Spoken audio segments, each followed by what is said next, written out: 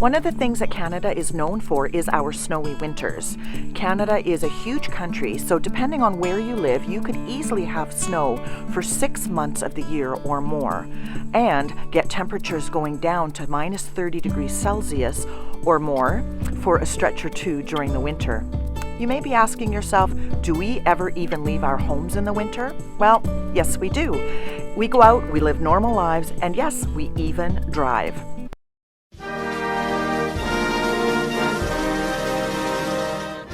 This is the place to learn about food, stereotypes, culture, and all things Canadian.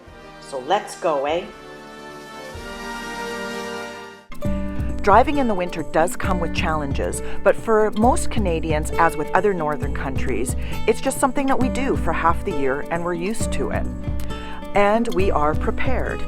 In this video, I'm going to step through what winter driving is like and how to prepare yourself and your vehicle for the cold, snow, and ice. I'll have to preface this with saying that I do live in British Columbia, and some of the rules may or may not apply only to this province. Road conditions can change drastically over the course of the winter, from day to day or even hour by hour. You may encounter sun. Sunny days in the winter can be extremely cold. Make sure to have sunglasses and winter clothing with you. Blizzards. These can last from a few hours to a few days. A blizzard is a dangerous storm combining falling, blowing, and drifting snow with very strong winds. The visibility when driving is extremely limited, and at night it looks like you're in hyperspace. Cue the Star Wars.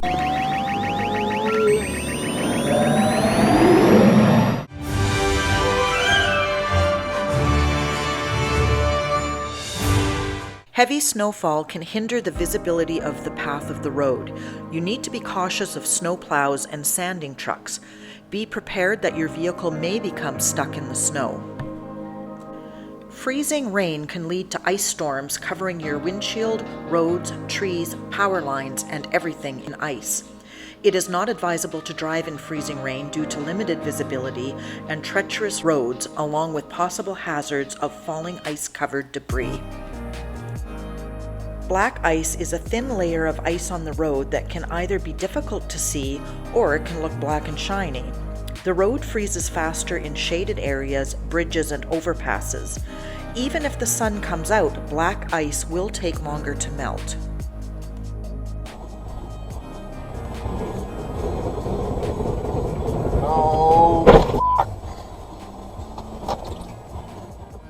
Slush. Once the temperatures warm up, wet snow can accumulate as slush on the roads. The slush can pull your vehicle off the road, can get sprayed onto your windshield by passing cars, or build up in your wheel wells and affect your ability to steer. The first step before driving somewhere in the winter is to prepare yourself. Make sure to wear or have the following with you.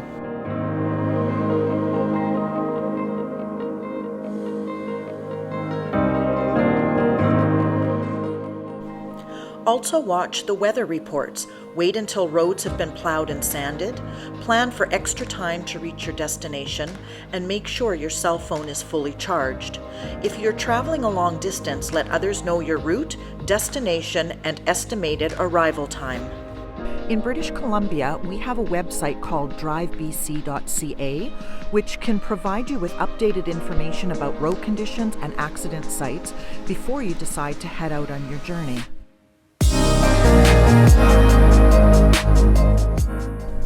So I know this sounds terribly funny to a lot of people, but we plug our cars into an electrical outlet when not in use during cold temperatures. And before you drive anywhere, we need to make sure that we unplug the car. That is really, really important. Many vehicles in Canada have an engine block heater, which we plug in during very cold weather. The block heater is an electrical heating element embedded into the engine block to make the car easier to start.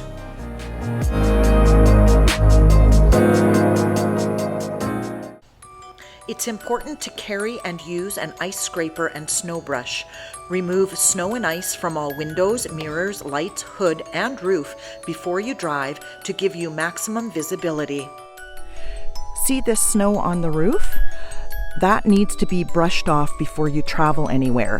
Trust me, the first stop that you make at a stop sign or an intersection, this is all going to avalanche right down onto your windshield and you won't be able to see a thing. I've had it happen before, and if it's heavy, wet snow, your windshield wipers won't even be able to move it.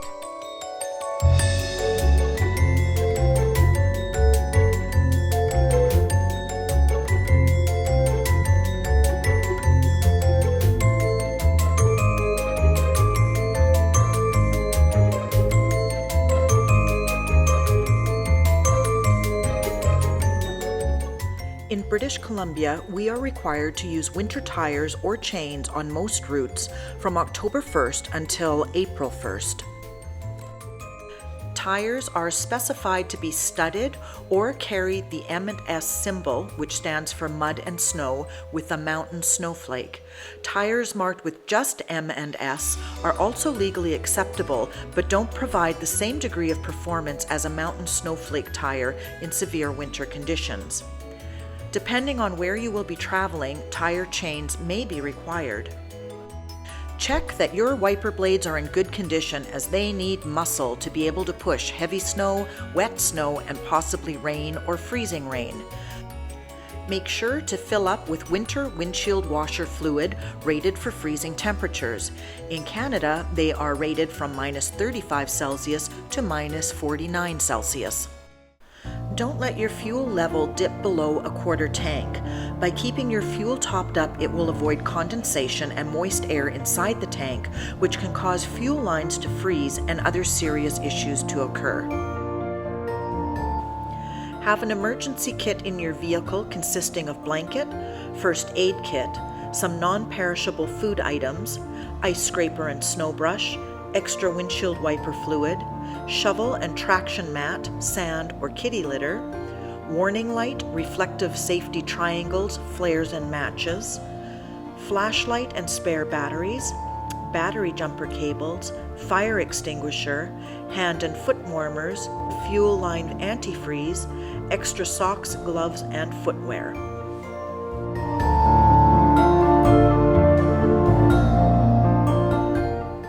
In Canada, 30% of car accidents occur on winter roads. Here are some tips for winter driving. Drive for the conditions of the road. Posted speeds are the maximum speeds allowed under ideal conditions. In winter, it's far safer to drive at lower speeds. It takes longer to stop on slippery roads, so look ahead and keep plenty of distance between you and the car ahead. Also, intersections can become glare ice, so leave lots of time to brake and slow down for lights and stop signs. You absolutely do not want to slide through an intersection into oncoming traffic.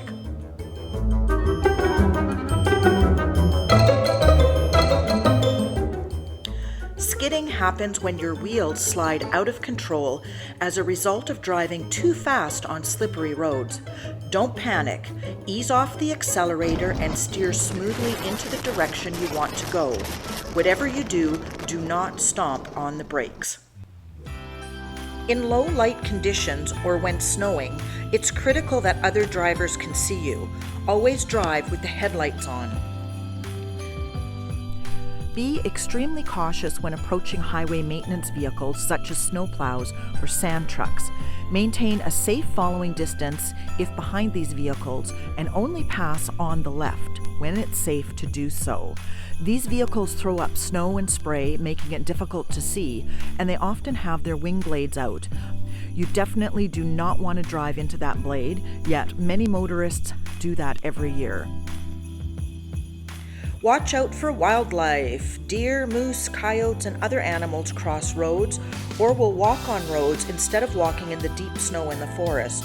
Every year, motorists are killed or severely injured from driving into moose on the roads. Use your vehicle's hazard lights to signal traffic behind you in case something is seriously wrong and you need to stop on the road due to an accident or other matter. If you happen to get stuck in the snow, there are a few things you can try to get your car out. First off, do not spin your tires, as this will only dig you in deeper.